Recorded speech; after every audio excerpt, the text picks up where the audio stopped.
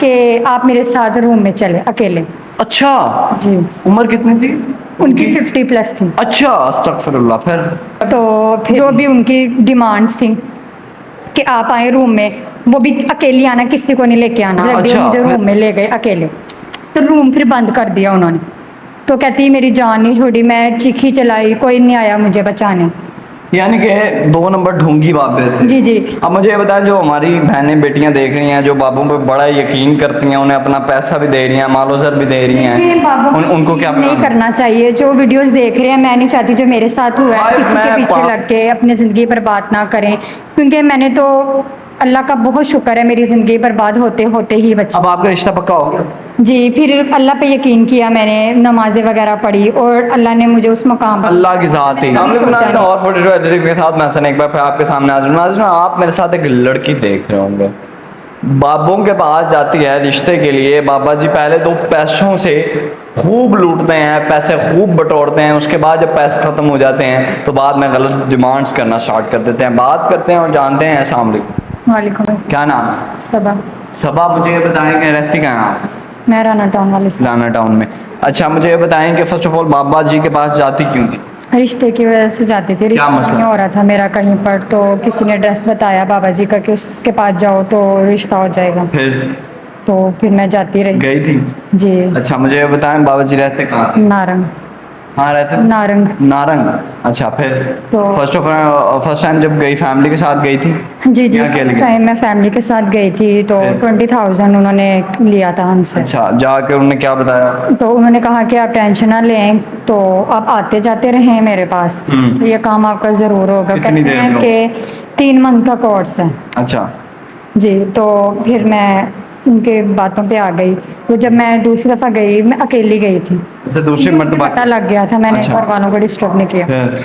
तो जब मैं गई, मैंने उनको तब भी 20,000 दिया था। अच्छा, पहली बार भी 20, दूसरी बार भी 20, 40,000? बाबा जी कह रहे थे मैं लेता ही इतना हूँ। अच्छा। तो फिर उन्होंने कुछ चीज़ें भी कहा था लाने के लिए। तो क्या चीज़ें? पहले दिन जब मिले थे उन्होंने कहा था कि चिकन वगैरह लाना है। अच्छा, अपने घर का भी जनाब वो तो चूल्हा आटा वगैरह लाना है, कुछ आटा भी? जी जी। अच्छा। तो कुछ दालें। मुझे ये भी कहना था ना कि मैं रोटियां भी जाके बना दूंगी। तो अच्छा, फिर? उसने काले चने भी कहा था लाने। अच्छा। तो कहते हैं कि ये सब मैंने आपके ऊपर खर्च करना, खुद पे नहीं करना। आपको दिया था बात? नहीं दिया, वो खुद ही रख लेते थे अपने अच्छा। पास। कहते आप जाएं और ये मैं काम रात को करूँगा आपका। फिर? तो इस तरह होता रहा। तकरीबन मैं 1 हफ्ते में जाती रही, 1 मरतबा, 1 मंथ गुजर गया। फिर? तो लेकिन मुझे काम में रिजल्ट नहीं नज़र आ रहा था। अच्छा। तो मैं दोबारा गई उनके पास। जब मैंने उनसे ये बात की कि बाबा जी मुझे काम में रिजल्ट नज़र नहीं आ रहा, तो कहते हैं मैं तो कर रहा हूँ अपनी तरफ से पूरी कोशिश, आप मुझे 40,000 दें, मैं अच्छे वाला काम करूँगा। अच्छा। तो मैंने 40,000 भी दे दिया। मैंने कहा कोई बात नहीं, लेकिन काम होना चाहिए। अच्छा। तो जब मैंने दे दिया, जब मैं आ गई अगली दफ़ा फिर गई, तो मेरे पास जाहिर है मैं इतनी देर उन्हें पैसे देती रही, तो मेरे पैसे पास ख़त्म हो गए पैसे। और मैंने ये सोचा मैं अब उनकी पुरानी मुरीद हो गई हूँ। अच्छा, मुरीद हो गई थी? जी। तो शायद इस बार मुझसे वो ना लें, वो मैं उन्हें कह दूँगी कि नेक्स्ट टाइम आप मुझसे ले लीजिएगा। ओके। तो मैं गई हूँ, मैंने बाबा जी को कहा कि बाबा जी मेरे पास पैसे नहीं हैं। तो उन्होंने कहा कि पैसों के बगैर तो मैं काम नहीं करूँगा। अच्छा। जी। फिर? तो मैंने कहा, फिर मैंने रिक्वेस्ट वगैरह की उनसे। मैंने कहा देखें मेरे पास अभी नहीं है, तो आप मेरे से अगली दफ़ा ले लीजिएगा, ख़त्म हो गए। कहते आप जा सकती हैं फिर। अच्छा। तो मैं उठ के बाहर आने ही लगी थी, उन्होंने फिर रोक लिया मुझे। फिर? तो कहते हैं बात सुने। मैंने कहा जी। कहते हैं आपके पास पैसे नहीं है। मैंने कहा नहीं। तो कहते हैं मैं एक शर्त पे आपको ऐसे ही दे सकता हूँ तवीज़ वगैरह। मैंने कहा बाबा जी बताएं वो कौन सी शर्त है। तो कहते हैं कि आप मेरे साथ रूम में चले अकेले। अच्छा। जी। उम्र कितनी थी उनकी 50+ थी। अच्छा, अस्तगफिरुल्लाह। फिर? तो फिर मैं एकदम शॉक्ड हो गई। मैंने कहा बाबा जी अब ये क्या कह रहे हैं। तो मैंने कहा अगर आपने तवीज़ नहीं देने तो आप ना दें। फिर? तो कहते हैं नहीं नहीं आपके पास पैसे नहीं हैं, तो मैं आपका ही भला सोच रहा हूँ, तो आप आएँ। तो मतलब जो भी उनकी डिमांड्स थी कि आप आए रूम में, वो भी अकेली आना, किसी को नहीं लेके आना। अच्छा। फिर? तो मैं एकदम शॉक्ड हो गई, मैं नहीं गई रूम में, तो मुझे फोर्स करने लग गए वो अच्छा, कि आप आए। उधर जो लड़कियां थी आपने कभी उनसे पूछा नहीं था कि बाबा? फिर मैंने पूछा ये वाकई, बाद में पूछा? जी मैंने अच्छा, पूछा उनसे, मैंने कहा कि ये बाबा जी ने मुझसे ऐसे बात की, क्या कभी तुम लोगों से की है? फिर? एक लड़की कहने लगी, कहती मेरे साथ भी एक दिन ऐसा ही हुआ था। क्या हुआ था? मैंने कहा तुम उसके बावजूद आ रही हो? तो क्या उसके साथ क्या हुआ? तो कहती मेरे साथ ऐसा हुआ था कि बाबा जी ने डिमांड्स रख दी और मुझे रूम में ले गए अकेले, तो रूम फिर बंद कर दिया उन्होंने। तो कहती मेरी जान नहीं छोड़ी, मैं चीखी चलाई, कोई नहीं आया मुझे बचाने।